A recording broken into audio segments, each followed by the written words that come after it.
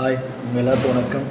நம்ம முதலமைச்சர் வேட்பாளர் 2026 நம்ம தாவேக கட்சி தலைவர் விஜய் அவர்கள் அனௌன்ஸ் பண்ணியிருக்காங்க.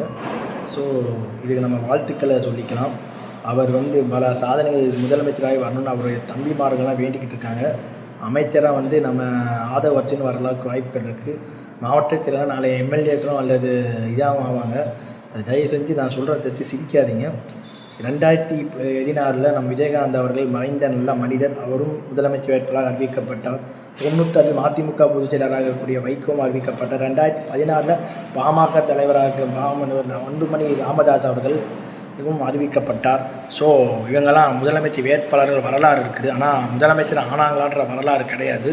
நம்ம தலைவர் தாவேக கட்சி தலைவர் விஜய் அவர்கள் அந்த வரலாற்றை பண்ணுவான்ட்டு எல்லாம் உறுதியாக இருக்கிறாங்க. அது எப்படி நமக்கு தெரியல. நிதியமைச்சர் நாளைய ஆதவ அர்ஜுனா, துணை முதல்வர் யாருன்னு தெரியலையா. ஸோ அது பேச்சுவார்த்தை போயிட்டு இருக்குது. ஸோ இது ஒரு பழமொழி சொல்லுவாங்க. ஊர் பக்கம் போனால் குழந்தை பிறப்பு ஒருத்தனுக்கு கல்யாணமே ஆகலையாம், ஆனால் அவன் குழந்தைக்கு என்ன பேர் வைக்கலான்னு யோசனை பண்ணுவானா. அந்த கதை மாதிரி தான் இருக்குது. ஸோ இது பார்க்கறதுக்கு 19 கிட்ஸுக்கெலாம் ஒன்றும் ஆச்சரியம் கிடையாது. ஏன்னா அவங்க அரசியல்லாம் பார்த்தவங்க. இப்போ உள்ள ஜென்சிம்பாங்க 2K கிட்ஸு, அவங்களுக்கு தான் இது புதுசாக தெரியும். ஸோ அவங்க எல்லோரும் வேலையை போய் பார்க்கணுன்னு நான் சொல்லுவேன். ஏன்னா 19 கிட்ஸுக்கிட்ட தெரியும், அரசியல் தெரியும், விஜயகாந்த் எப்படி வந்தாருன்னு தெரியும்.